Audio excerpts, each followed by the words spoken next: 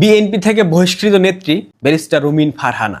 Barrister রুমিন ফারহানা 5 আগস্টের পর বারবার মুক্তিযুদ্ধের পক্ষে কথা বলেছেন, বারবার জাতির পিতার পক্ষে কথা বলেছেন, ধানমন্ডি 32 ভাঙা হয়েছে এটা নিয়ে প্রতিবাদ করেছেন। অর্থাৎ 5 আগস্ট পরবর্তী 71-এর প্রশ্নে রুমিন ফারহানা সবসময় আপোষহীন ছিলেন।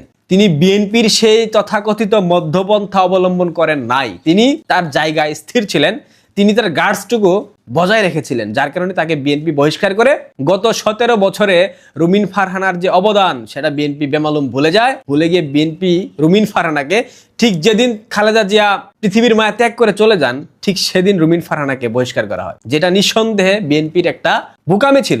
যে মানুষটা 17 বছর অনলাইনে বিএনপির পক্ষে লড়াই সংগ্রাম করলেন, যে মানুষটা এককভাবে সংসদকে জাগিয়ে রাখলেন, সংসদে বিএনপি নামক একটা রাজনৈতিক দলের অস্তিত্ব আছে সেটাকে জানান দিতে চাইলেন, জানান দিলেন, সেই রুমিন ফারহানাকে বিএনপি বহিষ্কার করলো।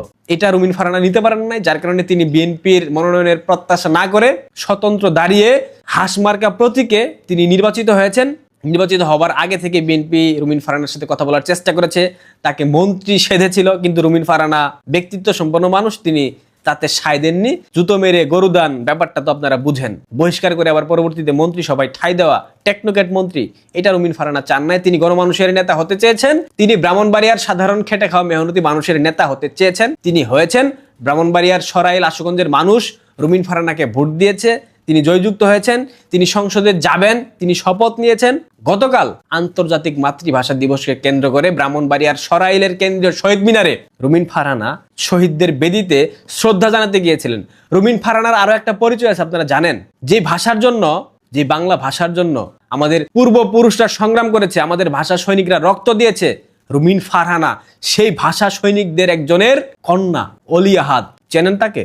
অলি আহাদের কন্যা ব্যারিস্টার রুমিন ফারহানা। যেখানে রাজাকারের বাচ্চারা শহীদের বেদিতে গিয়ে শ্রদ্ধা নিবেদন করে দাঁত কেলিয়ে হাসে, সেখানে ভাষা সৈনিকের কন্যা ব্যারিস্টার রুমিন ফারহানা শহীদ মিনারের প্রাঙ্গণে গিয়ে শ্রদ্ধা দিতে পারে না। বিএনপির নেতাকর্মীরা তাকে অশালীনভাবে আক্রমণ করে, অশ্লীল ভাষায় গালি দেয়, অশ্লীল ভাষায় স্লোগান দেয়।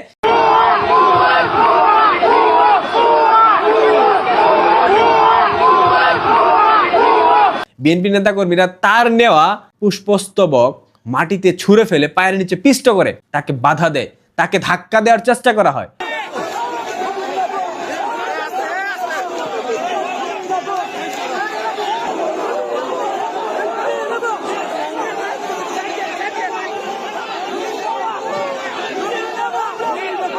আপনারা নিশ্চয়ই ফুটেজে দেখতে পাচ্ছেন তাকে কিভাবে বাধা দেওয়া হয়েছে। পরবর্তীতে রুমিন ফারহানা একটা সাক্ষাৎকার দিয়েছেন। আমি যখন ফুল দিতে গেলাম 12টা 1 মিনিটে ফুল দেওয়ার কথা, ওয়ারেন্ট অফ প্রেসিডেন্ট অনুযায়ী আমি সবচেয়ে আগে ফুল দেব নির্বাচিত সংসদ সদস্য হিসেবে।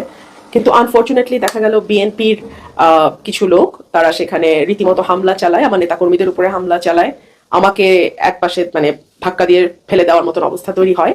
আমি এটুকুই বলবো যে দীর্ঘ 17 বছর পর বিএনপি রাষ্ট্র পরিচালনার দায়িত্বে এসছে। বিএনপি যদি তার নেতাকর্মীদেরকে লোকাল লেভেলে কন্ট্রোল না করে এখনই, এর পরিণতি ভয়াবহ রকম হবে। বিএনপির প্রতি তিনি খুব প্রকাশ করেননি, তিনি জাস্ট বলেছেন যে বিএনপি যদি এগুলা নিয়ন্ত্রণ করতে না পারে, অর্থাৎ তৃণমূলকে বিএনপি যদি নিয়ন্ত্রণ করতে না পারে, সেক্ষেত্রে বিএনপির ভবিষ্যৎ খুব একটা ভালো হবে না। এই কথাটাই আমি আপনাদেরকে গত কয়েকদিন পূর্বে বলেছি। বিএনপি সর্বোচ্চ 6 মাস রাষ্ট্র ঠিকঠাক মতো পরিচালনা করতে পারবে, এরপর বিএনপির সবকিছু ভেঙে পড়বে। কারণ বিএনপি একটা আপাদমস্তক চাঁদাবাজদের সংগঠন। এই সংগঠনের তৃণমূলে যারা আছে, এদের না আছে শিক্ষা, না আছে মানবিকতা, না আছে কোনো কিছু। এরা সবসময় নিজেদের পকেটে টাকা ঢোকানোর জন্য যা যা করা প্রয়োজন সবকিছু করবে, তারপরেও তাদের টাকা পয়সা লাগবেই, এবং তারা সেটাই করছে। ব্যারিস্টার রুমিন ফারহানা, আপনার উদ্দেশ্যে 2টা কথা বলতে চাই। আপনি সভ্য মানুষ, আপনার একটা ব্যক্তিত্ব আছে। বিএনপির মতো রাজনৈতিক সংগঠনে পুনরায় ঢুকে নিজের ব্যক্তিত্বটাকে নষ্ট করেন না। আপনি একা একটা বটগাছ, প্রয়োজনে মুক্তিযুদ্ধের পক্ষে আর একটা দল গঠন করেন, কিন্তু বিএনপির মতো মধ্যপন্থা, অর্ধেক রাজাকার অর্ধেক মুক্তিযোদ্ধা দাবি করা দলে প্রবেশ করে পুনরায় নিজের ব্যক্তিত্বটাকে নষ্ট করবেন না। আপনি ভোটে নির্বাচিত হয়েছেন, মাথায় রাখবেন আপনাকে বাংলাদেশ আওয়ামী লীগের ভোটাররা ভোট দিয়েছে, এটা আপনি স্বয়ং নিজেও জানেন। সুতরাং এই ভোটারগুলাকে বঞ্চিত করে আপনি বিএনপির মতো দলে যোগদান করে পুনরায় নিজের রেপুটেশনটা নষ্ট করেন না। আর যেখান থেকে আপনাকে ছুঁড়ে ফেলা হয়েছে সেখানে আপনি ঢুকবেন, সেখান থেকে যে আপনাকে আবারও ছুঁড়ে ফেলবে না তার কোনো নিশ্চয়তা নাই। আপনি স্বাধীনতার পক্ষের মানুষ, মুক্তিযুদ্ধের পক্ষের মানুষ, আপনি ভাষা সৈনিকের কন্যা, আপনি সেই দায়টুকু সেই সম্মানটুকু অক্ষুণ্ণ রেখে যেমন আছেন তেমন থাকেন, আপনার কোনো দল প্রয়োজন নেই। আর যদি একান্তই প্রয়োজন মনে করেন নিজে একটা দল গঠন করেন, সেটা আপনার জন্য ভালো হবে। ব্যারিস্টার রুমিন ফারহানার উপর বিএনপি গতকাল যে ঘটনা ঘটিয়েছে এইটার জন্য তীব্র নিন্দা জানাই। এছাড়া তো আসলে আমাদের কিছু করার নাই। সবাই ভালো থাকবেন, পারলে শেয়ার করে দিবেন। বাংলাদেশের একমাত্র বিনোদন পার্টি বাংলাদেশ জাতীয়তাবাদী দল বিএনপির কিছু কিছু কর্মযজ্ঞ দেখলে হাসি পায়, আবার একটু পর ভাবি কত নির্বোধ, কত বোকা। মার্কিন প্রেসিডেন্ট ডোনাল্ড ট্রাম্পের অভিনন্দন বার্তা পেয়ে বিএনপির লোকেরা পারলে উৎসব করে, আয়োজন করে উৎসব করে, কিন্তু এটা যে আদৌ শুভেচ্ছা বার্তা নাকি সতর্ক বার্তা আমি এখন পর্যন্ত উদ্ধার করতে পারি নাই। প্রেসিডেন্ট ট্রাম্প বাংলাদেশের নতুন প্রধানমন্ত্রী তারেক রহমানকে অভিনন্দন জানিয়েছেন। যে চিঠি তিনি দিয়েছেন তার মূল বিষয়গুলা হুবহু আমি বাংলায় অনুবাদ করব। তার আগে একটা কথা বলে নিই, মিস্টার ট্রাম্প ডক্টর ইউনূসের যে দখল নাটক, অর্থাৎ 2024 সালের 5 আগস্ট একটা মেটিকুলাস অভ্যুত্থানের মধ্য দিয়ে তিনি যে ক্ষমতা দখল করেছেন, সেখানে ডিপ স্টেট জড়িত ছিল, কারা কারা টাকা দিয়েছে, আইএসআই, সিআইএ, সকল কিছু, প্রত্যেকটা প্লট, প্রত্যেকটা নাটক, স্ক্রিপ্টের প্রত্যেকটা ডায়লগ ডোনাল্ড ট্রাম্প জানেন।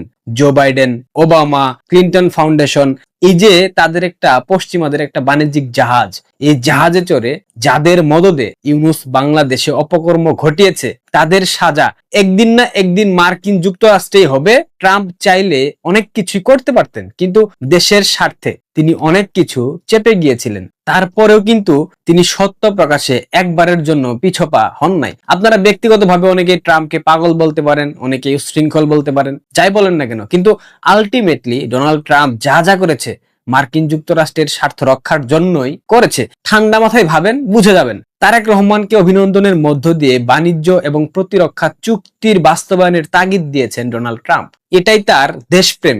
যে যাই বলুক, এবার আমাদের স্বার্থ দেখার পালা। তবে তার আগে ও পরে যেসব প্রশ্নের জবাব ট্রাম্প, তারেক রহমান, বিএনপি, জামাত, ইউনূস এবং বাংলাদেশের জনগণ বিব্রত হবেন, সেসবের কি হবে?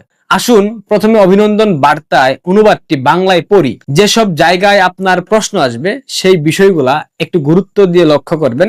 অভিনন্দন বার্তার মূল অংশে যে অনুবাদ, আমেরিকার জনগণের পক্ষ থেকে আমি আপনার ঐতিহাসিক নির্বাচনে জয়লাভের জন্য অভিনন্দন জানাই এবং গণপ্রজাতন্ত্রী বাংলাদেশের প্রধানমন্ত্রী হিসেবে আপনার সফল মেয়াদ কামনা করি। আমাদের দেশগুলোর মধ্যে অংশীদারিত্ব, পারস্পরিক শ্রদ্ধা এবং একটি মুক্ত ও উন্মুক্ত ইন্দো প্যাসিফিক অঞ্চল গড়ে তোলার অভিন্ন স্বার্থের উপর ভিত্তি করে প্রতিষ্ঠিত, যেখানে শক্তিশালী ও সার্বভৌম জাতিগুলো সমৃদ্ধি লাভ করতে পারে। আপনার মেয়াদ শুরু হওয়ার সাথে সাথে আমি আশা করি আপনি আমাদের পারস্পরিক বাণিজ্য চুক্তি বাস্তবায়নের মাধ্যমে আমাদের বাণিজ্য সম্পর্কের বিপুল গতি বজায় রাখতে আমাকে সহায়তা করবেন, যা আমাদের উভয় দেশের কৃষক ও শ্রমিকদের জন্য কল্যাণ বয়ে আনবে। আমি আরো আশা করি যে আপনি নিয়মিত প্রতিরক্ষা চুক্তিগুলো চূড়ান্ত করবার জন্য জোরালো পদক্ষেপ নেবেন, যা অবশেষে আপনার সামরিক বাহিনীকে উচ্চ প্রযুক্তি সম্পন্ন আমেরিকান নির্মিত সামগ্রী যা বিশ্বের সেরা সংগ্রহের সুযোগ সৃষ্টি করে দেবে।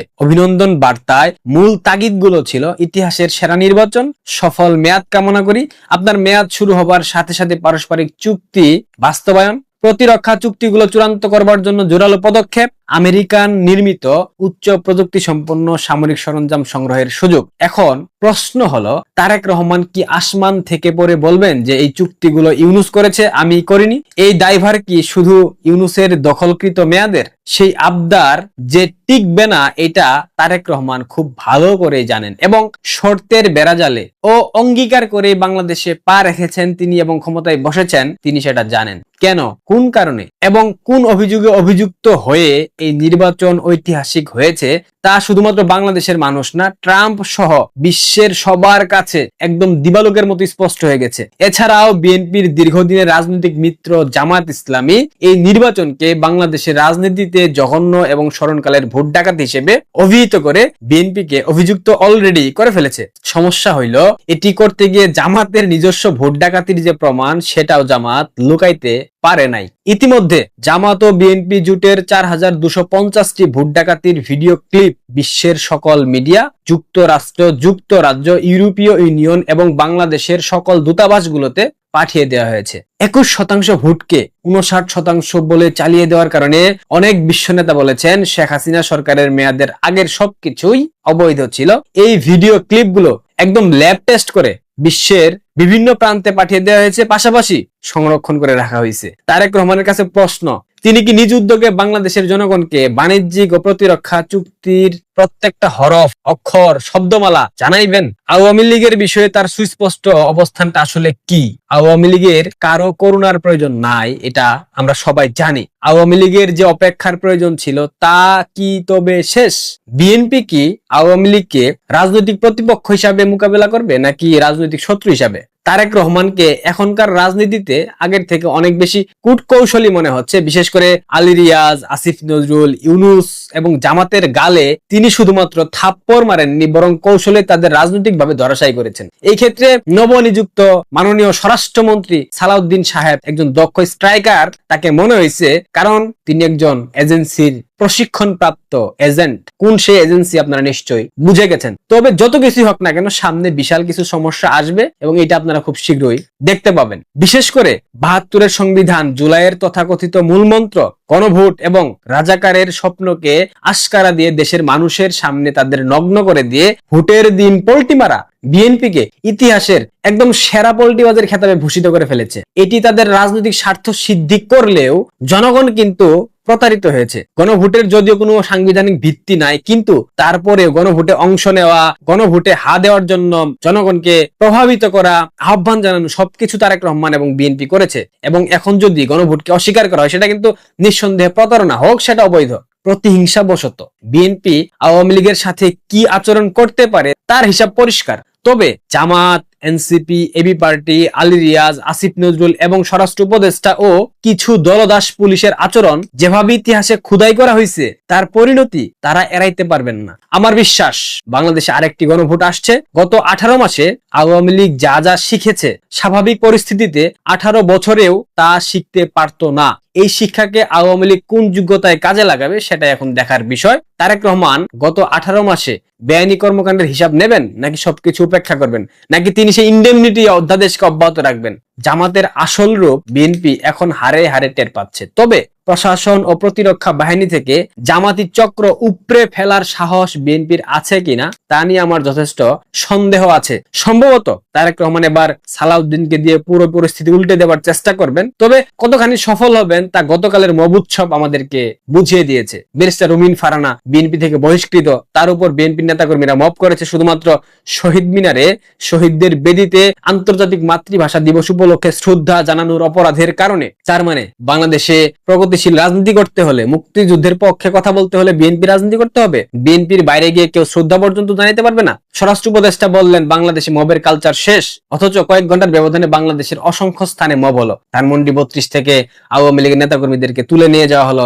সারা বাংলাদেশের একাধিক শহীদ মিনার থেকে আওয়ামী লীগের লোকজন শ্রদ্ধা জানাতে গিয়ে গ্রেফতার হলো। এগুলা চলছে, যেমনটা ইউনূসের শাসনামলে চলেছিল, এখনো সেগুলা চলছে। সুতরাং বুঝাই যায় তারেক রহমান কতখানি সফল হতে পারেন। আমার আরেকটা প্রশ্ন, তারেক রহমান কি ডক্টর ইউনূসের এই 18 মাসের অপশাসনের দায়ভার নেবেন? যদি দায়ভার নাই নেন, সেই ক্ষেত্রে যারা গত 18 মাসে বিরোধী দল মতের উপর নির্যাতন, নিপীড়ন, শাসন, দমন চালিয়েছে, তাদের প্রত্যেককেই আইনের আওতায় আনতে হবে। প্রত্যেকটা মবের ঘটনায় যারা সম্পৃক্ত আর যারা ভুক্তভোগী, ভিকটিম, তাদের মামলা করার জন্য সরকারের পক্ষ থেকে ব্যবস্থা করে দিতে হবে। যারা পুলিশকে মেরেছে, হত্যা করেছে, তাদেরকে আইনের আওতায় আনতে হবে। যারা আওয়ামী লীগের নেতাকর্মীদেরকে হত্যা করেছে, তাদেরকেও আইনের আওতায় আনতে হবে। যদি তারেক রহমান এসব করে দেখাতে পারেন, তবে বুঝবো তারেক রহমান একটা গণতান্ত্রিক শাসক। তবে বুঝে নেব তারেক রহমান ভবিষ্যতে বাংলাদেশকে, সবার আগে বাংলাদেশ যে তার নীতি, সেই নীতিতে আগাতে চান। আর যদি না করতে পারেন, তাহলে বুঝে নেব ডক্টর ইউনূসের দায়ভার তিনি নিচ্ছেন। হয়তোবা ডক্টর ইউনূসের সাথে তার একটা সমঝোতার মাধ্যমে তিনি ক্ষমতায় বসেছেন, হতে পারে ডিপ স্টেট তাকে ক্ষমতায় বসিয়েছে, অনেক ঘটনা হতে পারে। যদি তারেক রহমান সিদ্ধান্ত নেন, সেই সিদ্ধান্তের উপর আসলে নির্ভর করছে আগামীর বাংলাদেশ কোন দিকে যাবে এবং আগামীর বাংলাদেশে প্রত্যেকটা অপকর্মের বিচার হবে কি না। আশা করি বুঝতে পেরেছেন। ভালো থাকবেন।